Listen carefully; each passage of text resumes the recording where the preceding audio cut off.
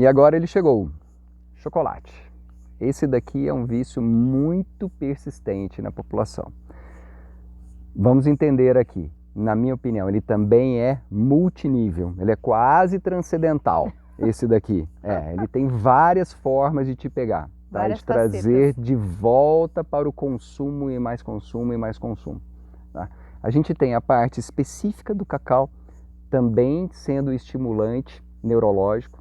A gente tem a parte sensorial, a gente tem a parte afetiva daquela coisa de criança, de você comer um chocolate, né, e uma coisa doce. A gente tem o próprio açúcar na composição desse chocolate, e muitas das vezes ele também é feito com derivados de leite ou do próprio leite, né, que também tem componentes que têm estimulantes que levam ao vício na parte neurológica.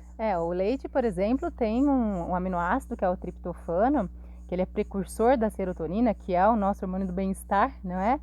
E que poucas pessoas relacionam esse conteúdo de leite no chocolate, né? O chocolate ao leite. Aí a gente tem diversas apresentações, formulações do chocolate. Esse é um aspecto importante, porque a gente entrega, né, para o nosso corpo coisas totalmente diferentes quando a gente está comendo um chocolate branco ou quando a gente está comendo um chocolate meio amargo, por exemplo. Sim, ou um chocolate, hoje em dia, né, a gente já tem mais oferta da presença do cacau no maior percentual, chocolate 70%, 80%, 90%, mas essa característica específica do chocolate ao leite, né, conter esse potencial, né, de desencadear essa percepção, essa sensação de bem-estar, né? Sim. Que é uma das coisas que a serotonina proporciona. Associa-se a isso, a quantidade de açúcar que ele tem, causando também aquela sensação no nosso organismo, principalmente para quem já está com metabolismo muito alto em carboidrato. Então essas duas partes, né? A neurológica, a metabólica, a parte toda de você comer aquele chocolate, a forma com que ele derrete na sua boca. Gostoso, o aspecto né? Sensorial, né? O aspecto sensorial de diferentes ordens, né? E a parte de oferta? Creio que também, né? Facilidade, oferta, um marketing hiper agressivo. De longa data já, né? Sim. Nós já vivenciamos essa inclusão do chocolate há praticamente séculos, não é? Sim. Então, quando historicamente esse chocolate adentrou a civilização, as nossas vidas, né, ele vinha com um contexto bastante restrito à nobreza. Hoje em dia não, hoje em dia a gente tem diversos tipos de E ele não era vinculado ao açúcar, né? Não, antes era uma bebida, né? Uma bebida amarga, né? Porque o cacau, ele é amargo. Sim, exatamente. O cacau não tem esse paladar doce. O que mais se aproxima desse paladar amargo do cacau primordial, vamos dizer assim, são as formulações mais concentradas. Aí as pessoas vão ter uma ideia do que é realmente o cacau. Mas quando ele veio para essa parte mais moderna, né, ele veio adicionado ao açúcar. E isso tornou a difusão dele muito fácil. E eu creio que nessa parte, né, a gente está falando de marketing também, a facilidade, né, ele tem esse ponto entre o bom e o ruim nele, né, porque a gente tem uma parte muito boa de um alimento muito rico em antioxidantes, que dão um prazer enorme, ou seja, a pessoa sente prazer para comê-lo através de triptofanos, estimulantes neurológicos próprios do cacau, mas ele também faz parte desses alimentos que podem sabotar nitidamente uma estratégia. Se eu estou com uma estratégia para poder perder peso em que eu quero diminuir a quantidade de açúcar, por exemplo, isso vai ser um problema. E isso vai tornar esse vício no chocolate muito difícil de superar. Eu creio que, se a gente for escalonar o que a gente disse até agora, o chocolate está lá em cima, no potencial. Sim, eu creio que seja um dos mais difíceis de você realmente dizer para a pessoa, olha, você deve eliminá-lo. E esse deve ser um problema grande. E talvez, exatamente, e talvez, né, vale aqui mais uma vez a consideração de que eliminar talvez não seja a estratégia para aquela pessoa. Concordo plenamente. Não é? Nem sempre a gente eliminar algo vai trazer um resultado, né, favorável. Talvez a diminuição, enfim, outros fatores que estejam relacionados com o afastamento daquele alimento que é o chocolate. E aí essa composição diferente entre as formulações, diz muito a respeito, né, do que vai causar o chocolate no nosso organismo. Exatamente. Não é? Chocolate não é tudo igual. Vamos colocar desta forma, tá? Não. A partir de agora, caso você compre um chocolate, tenha a atenção de ler o rótulo. Anote todos os elementos que vai. E aí você parte para uma outra marca, e uma outra marca, e uma outra marca, e anote todos os ingredientes. O chocolate não é tudo igual. A gente já começa por aí. E aí nós temos a gordura do cacau, a massa de cacau, por exemplo, o chocolate branco, tá certo? Ele praticamente não leva o cacau em si, mas sim somente o extrato da gordura daquele cacau, né? E uma porção grande de açúcar associada. Então é a massa do cacau, essa massa gordurosa que a gente chama de manteiga de cacau, né? Associada ao açúcar. E fora que alguns ingredientes têm que ser adicionados ao açúcar para que ele se mantenha na consistência desejada, né? O poliricinoleato de poliglicerila, que é o nome, que palavrão é esse, né? Que eu acho que nem sei se eu falei certo. Ele tem um intuito de aumentar a massa, né? E deixar aquele chocolate mais rígido, mais duro, né? Coisa que, por exemplo, os famosos chocolates suíços não tem tanto, né? Então, cera adicionado, vários componentes, né? A parafina, para que a textura seja mais apropriada. E aqui nós estamos num país tropical, né? De alta temperatura. Difícil a manutenção e venda, então daí todo o marketing que foi feito pelas empresas vai por água abaixo. Então ele tem que colocar substâncias naquela barra de chocolate ou naquele chocolate para que ele seja vendável. Sim. Também. Muito bem. Trazendo um pouquinho aqui da questão da afetiva e do marketing que está relacionado com esse chocolate. Vocês já viram a quantidade de propaganda nas principais datas comemorativas que envolvem chocolate? Então, por exemplo, na Páscoa, Dia dos Namorados, Dia das Mães agora também, não é? E até mesmo Natal. Um presente para o seu chefe. Então são vários apelos que estão relacionados com a presença, o foco, né, de ter o chocolate nas nossas vidas. Como sendo um mocinho, né? O bonzinho da história. E algumas vezes ele pode ser o vilão. Quantas vezes, por exemplo, na época de Páscoa, a criança ela não está em busca do ovo, mas do brinquedo que está lá dentro, não é? E ela ganha um chocolate de brinde. E ela quer o brinquedo, mas ela ganha o chocolate de brinde. E a indústria é muito criativa, boa essa palavra, nesse processo, porque coloca aquilo que a criança busca, né? O lúdico, né? O brinquedo. Então, por que não entregar só o brinquedo? Não, mas a gente tem que entregar também aquilo que a gente precisa vender. Porque se eu fosse entregar para a criança, na maioria das vezes, o chocolate amargo, in natura, ela rejeitaria. Com certeza. Mas o brinquedo ela não vai rejeitar. Exato. E essa parte afetiva, né, a gente não pode negar. Então isso foi quebrado com a adição de açúcar e da manteiga do cacau. E esse laço afetivo que muitas vezes envolve o chocolate como representação do carinho que você tem por uma pessoa. Quem nunca aqui não pegou um chocolatinho e ofereceu ali para seu namorado, para seu pai, para sua mãe, ou mesmo para os seus filhos, no intuito de mostrar o quanto você queria agradar aquela pessoa, né? E quando a gente se desvincula desse efeito de demonstração de carinho, de afeto do alimento, a gente sente até uma certa liberdade, porque muitas vezes você leva, e isso aconteceu muito comigo quando as crianças eram ainda menores, ao final da aula, quando eu ia buscá-las na escola, de querer agradá-las, né? E levava uma frutinha, levava uma ameixa, e quanto que elas não ficavam lisonjeadas, agradecidas com aquele momento. Sim, esse ato é extremamente poderoso. Então, um dos pontos do chocolate é esse. Memória afetiva, hábito, com certeza. Exato. É a troca de emoções, né, que permeiam a entrega desse chocolate para essa pessoa como demonstração de amor. Então, como é que eu elimino algo que é tão representativo de afeto, tão representativo desse carinho, desse amor que a gente possa ter com esse alimento. Como é que eu curo o meu vício? Como é que eu curo o meu vício do chocolate? Afastamento. Né? Primeiro ponto é afastamento.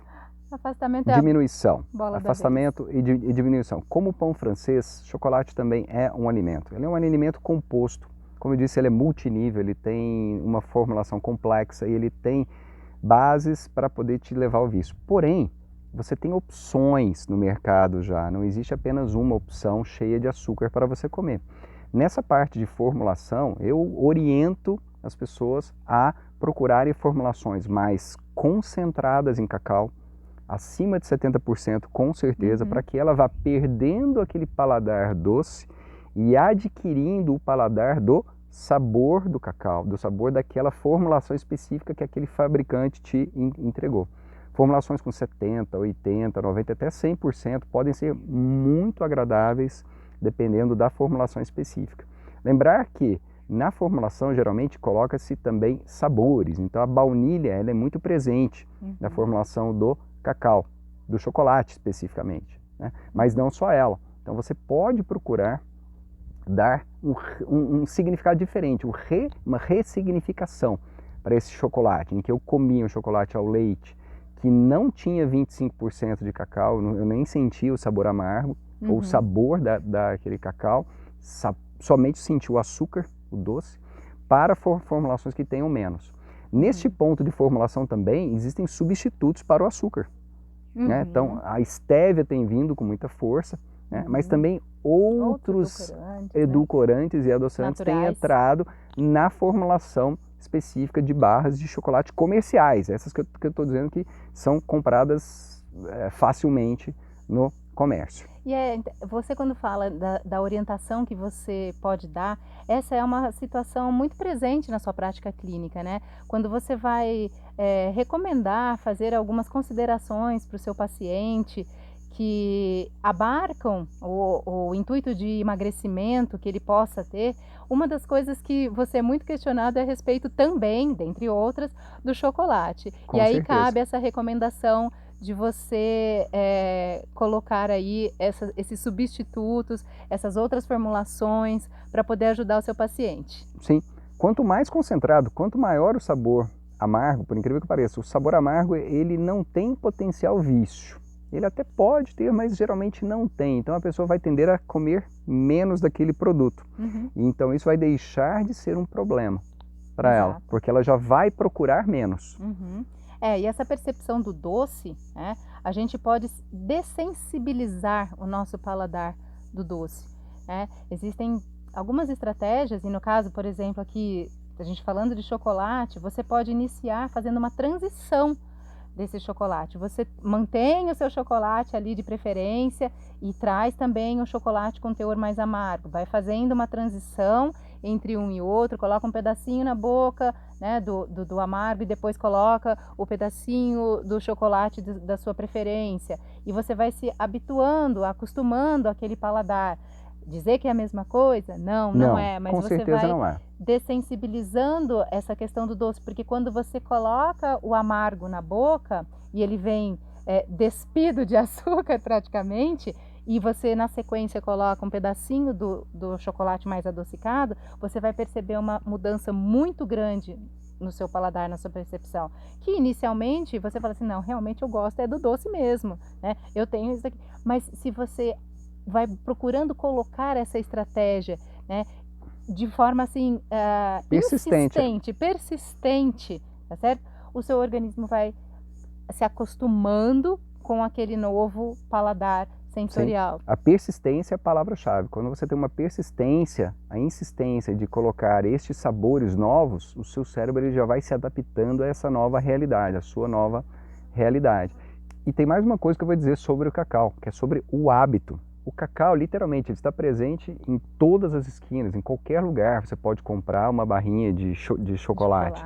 E aí você acaba criando, tanto quanto os salgadinhos que a gente comentou aqui, o hábito apenas de abrir e comer aquele pacotinho. Em que hora? Em qualquer hora. Seu cérebro já está completamente sem estrutura, já está condicionado. Apenas abrir e colocar na boca e comer aquela coisa doce. É fácil, certo? Pega e vai. Criar hábitos novos que permitam com que você tenha um consumo mais ordenado desse cacau vai te fazer muito melhor. E a partir do momento que você cria hábitos novos, você sufoca o hábito ruim que você quer eliminar. Você está alimentando hábitos novos, bons e hábitos ruins. E como fazer isso? Vou dar um exemplo. Pessoas que gostam de café e geralmente à tarde consomem uma xícara de café no momento específico, no momento da parada do trabalho, do intervalo do trabalho. Assim. Ela já pega e já adquire com antecedência um chocolate mais concentrado, com menos teor de açúcar, que é o propósito dela, se ver livre daquele vício, certo? E já coloca já pronto para ela consumir. Então ela vai tomar o café e vai consumir aquele chocolate. Isso possivelmente vai trazer para ela um conforto. E esse hábito novo vai sufocar apenas o hábito de abrir um pacotinho e comer ele inteiro, 100 gramas, 200 gramas. Ela deixa de comer aquele chocolate mais concentrado em açúcar, ali um chocolate branco, chocolate ao leite, para comer sim um chocolate, mas com melhores propriedades. Com sabor mais concentrado de cacau, com mais propriedades do cacau específico. Exato, porque a gente bem sabe que o cacau é um alimento nobre, com um potencial nutricional interessante, rico em antioxidantes, que podem trazer benefícios também para o seu organismo. Né? Mas que, quando agregado a essa composição rica em açúcar, perde todo esse encantamento, não é? Perde toda a parte benéfica que ele tem. O cacau ele só tem essa parte benéfica quando ele é consumido praticamente in natura. Então as concentrações maiores, acima de 70%, saem muito na frente das formulações normais que têm muito açúcar. E olha, se o cacau era multinível, quase transcendental, esse agora é praticamente que zen. Ele entra num outro patamar. Porque ele tem milhares de níveis que a gente pode falar, mas a gente vai comentar os mais comuns aqui. Quem é? A pizza. A pizza, né? É um vício bem comum e bem difícil você se ver livre. Por quê? É um alimento. É um alimento muito presente hoje no nosso meio. Vamos falar aqui, Brasil, certo? A gente tem isso com muita força já há muito tempo. É um alimento importado, trazido de outro país. A gente pode aí falar sobre história, mas geralmente da Itália é o que se fala, né? Mas hoje ela está muito presente na nossa mesa. No hábito do brasileiro. Sim. No hábito do brasileiro. E assim como os alimentos, os outros que nós falamos aqui, ela traz também um componente de adentrar o nosso organismo e causar efeitos neurológicos. Uau, como que é isso? A composição, olha só a composição da pizza. Na sua massa ela tem a farinha de trigo com a proteína desse trigo, que é o glúten. Vamos estruturar a pizza então. Então a base, pizza em camadas. Base é a massa, geralmente feita com trigo. Geralmente feita com trigo. Essa pizza convencional que a gente vai na pizzaria, que a gente pede ou pede no Disque Pizza, ela é feita de farinha de trigo. Então da mesma forma que o pão, ela vai ter os mesmos efeitos então. Os mesmos efeitos, aquela questão toda que abarca esse produto alimentício que é a parte sensorial, que pode ser mais crocante ou mais macia, com uma textura mais elástica. Menor, né? E depois? A presença do amido e a presença do glúten também trazendo este mecanismo de retorno com uma pessoa que come uma dieta com alto carboidrato, a presença do amido. E os peptídeos que estão relacionados a ele, né? A facilidade dessa digestão desse amido que é simplificado, é um amido, né, de fácil digestão, que é a farinha de trigo, por ser altamente refinado e processado. E depois a gente vem com os ingredientes dessa pizza. Por cima daquela massa geralmente tem um molho de tomate, que geralmente vem com hiper sabor. Geralmente é aí que está o paladar da pizza, não é? Muitas vezes com bastante sal, muitas vezes até mesmo com glutamato. Muito bem. Até um molho de tomate a gente pode ver aspectos positivos ali. Com certeza. Geralmente um molhinho de tomate caseiro, não é? Se a gente puder fazer essa pizza na nossa casa. E depois a gente vem com os ingredientes. Mas um ingrediente que é presente na pizza, que caracteriza esse alimento, o que é? Queijo. O queijo, é a mussarela, né? E a mussarela com diferentes fabricações, com, né, diferentes percentuais de gordura nela. Mas todos eles têm um ponto em comum, né? Que é o leite. Então a presença do leite fermentado na forma de queijo derretido, ou seja, ele tem a gordura, ele tem a parte proteica com a caseína, principalmente. E também na pizza, além do queijo, vem os outros ingredientes, dando mais sabor. Né? E aí com relação ao queijo, o que a gente pode falar com relação ao vício? Então, justamente a mesma questão, né, do tipo de proteína que contém esse queijo, né? E aí nós estamos falando principalmente da caseína, da casomorfina, que tem um potencial de estímulo neurológico de para o estímulo retorno. neurológico, justamente. Isso, e que vai adentrar o nosso organismo e afetar o nosso cérebro de uma forma que é aquela coisa, né? Sem pedir licença, ela vai acontecer isso, né? E aí a gente pode até considerar que se a pessoa por si só, né, a gente já consegue ter determinados níveis de tripeptídeos passando pela barreira intestinal.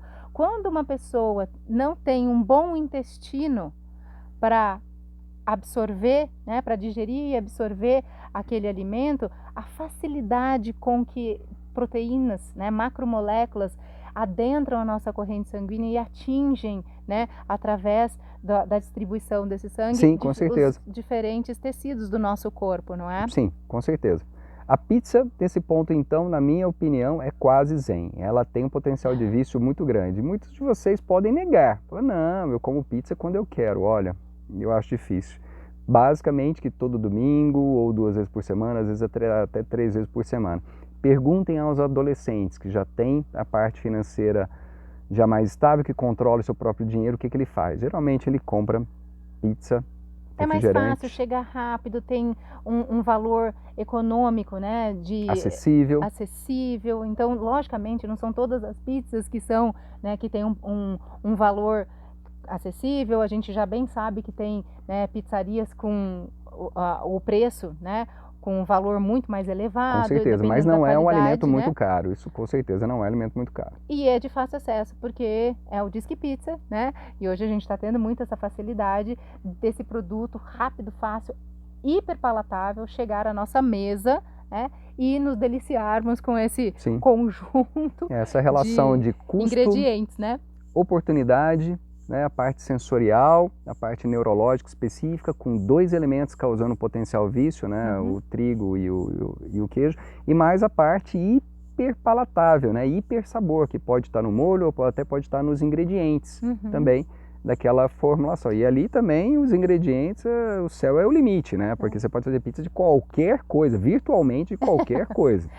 E tem um outro aspecto que também é importante, que a gente não pode deixar de mencionar, que é o aspecto social, né? Quem nunca chamou o amigo para comer uma pizza? Vamos comer uma pizza? Né? A gente quer encontrar com aquele amigo, mas o evento que se cria é comer a pizza, né? Então isso também traz na situação de né? não tenho opção do que oferecer, ofereço uma pizza. Né? Vamos nos reunir? Vamos. Mas o que a gente vai fazer? Vamos pedir uma pizza. Plenamente, concordo então, plenamente. Esse aspecto social é muito importante e também é uma barreira, né, para a gente se desvincular desses alimentos que têm um potencial sensorial, de uma composição, né, alimentar, e aí a gente traz o que é mesmo esses ingredientes para nossa vida e para aquilo que a gente pode manter ou não, porque como sempre a gente tem que deixar bem aqui esclarecido que talvez a pizza possa sim fazer parte da vida daquela pessoa, se ela não tem uma necessidade de eliminação. É um alimento e pode fazer parte. Se ela não tem necessidade de eliminar determinados, né, alimentos, seja ali pela composição da farinha de trigo, do glúten, ou da proteína do leite, da intolerância à lactose, talvez que ela tenha, então é um alimento que talvez possa realmente fazer parte. A gente não sabe exatamente a necessidade daquela pessoa. De saúde dessa pessoa, então é um alimento e ele pode fazer parte do seu prato, sem sombra de dúvida. Exato. O que a gente faz então para poder se ver livre desse vício quase zen? Então, a primeira coisa que a gente pode fazer é desconsiderar esses hábitos sociais. Concordo plenamente. É tentar fugir desses momentos em que a gente leva... se você quiser se ver livre, obviamente. Né? Justamente, Mas essa é uma das estratégias, né? Então, encontrar substituições sociais para aquele momento. Sugerir, muitas vezes você não quer, né, fazer a vez daquela pessoa que se nega a comer a pizza por diversas razões. Se você sempre foi o primeiro a falar, vamos pedir uma pizza, então vamos pedir outra coisa. Exato, então assim, você já muda, né, o ambiente. A sua atitude sobre aquele evento social que pode estar condicionado a pedir uma pizza, né? Então essa desconsideração dos hábitos aí, eu acho que é um dos primeiros pontos que a gente pode passar a refletir sobre pedir uma pizza. E eu, como uma pessoa que adoro pizza, eu sempre tentei substitutos. E aí nessa parte de substitutos a gente pode entrar de uma maneira muito forte. Porque também virtualmente você pode fazer de qualquer forma que você quiser. A massa pode ser feita de qualquer coisa que você queira. Por exemplo, massas proteicas com frango batido no liquidificador, ele vira uma massinha embaixo. Eu já vi fazer de linguiça também, olha só, linguiça. Ou outros produtos, outras farinhas, como farinha de amêndoas, farinha de aveia, exatamente, depende de do coco, seu propósito, não de grão de bico, eu já vi fazer. Então assim, opções não vão faltar. Por exemplo, bases que vão substituir a massa também, né? Bases vegetais. Bases vegetais, abobrinha, por exemplo, berinjela, né? Pizza de abobrinha, como que é isso? Não, é a massa com a mussarela e a abobrinha por cima? Não, é a abobrinha embaixo, depois vem o molho de tomate, depois vem talvez uma mussarela. Olha, né? é uma pizza? Muitos podem questionar, mas isso não é pizza. Sim, mas é uma substituição que você tem que considerar. Exato. Se o seu vício é aquele, você considera essas outras opções. Né? Exato. E, obviamente, pro queijo, também basta você retirar. Não, mas eu gosto muito de queijo. Também tem opções, né? Para aqueles que são intolerantes à lactose, você pode retirar. Existem vários queijos, né? Que queijos são sem livre de lactose que você pode utilizar, né? E da mesma forma, da parte hiperpalatável. Veja bem, se você considera utilizar ingredientes mais naturais na sua pizza, eu não vejo motivo para você substituir. Por exemplo, eu gosto muito de alho frito. Né? Ou o alho já assado, que ele cria aquele sabor muito intenso, né? Você pode colocar na sua pizza. Qual é o mal disso, certo? Tomate, manjericão, orégano, quer dizer, coisas que são bem fortes no paladar para que você tenha a mesma sensação, ou uma sensação muito próxima daquilo que era uma pizza original, uma pizza que você sempre comeu. E vale também a questão de você inserir ingredientes nessa sua pizza, de inserir ingredientes na sua pizza. Não custa nada tentar, né? Vai que você gosta. Justamente. Então, de repente, você tem lá uma pizza tradicional, né? Uma pizza de mussarela, e você coloca sobre essa pizza rodelas de abobrinha. Você começa assim, coloca ali uma berinjela, coloca talvez uma rúcula, né? Que são as mais tradicionais, mas você pode inventar o que agrada o seu paladar. Né? E com o tempo você vai fazendo retiradas, talvez daquilo que você queira retirar. Não quero comer essa massa, então eu vou fazer a substituição pela massa. Então você primeiro agrega ingredientes para depois retirar. Também é uma estratégia que pode dar certo para você. Exatamente. Eu acho que essas estratégias são muito boas. Eu já as testei e eu aprovo. Exato. E esse foi o vídeo com 5 alimentos com potencial de vício, e que você vai poder, a partir de agora, criar novos pensamentos sobre essas sugestões que nós fizemos de como eliminar cada um desses alimentos da sua jornada alimentar. Eu sou o Cristiano. Eu sou Giovana. E esse é o La Capra.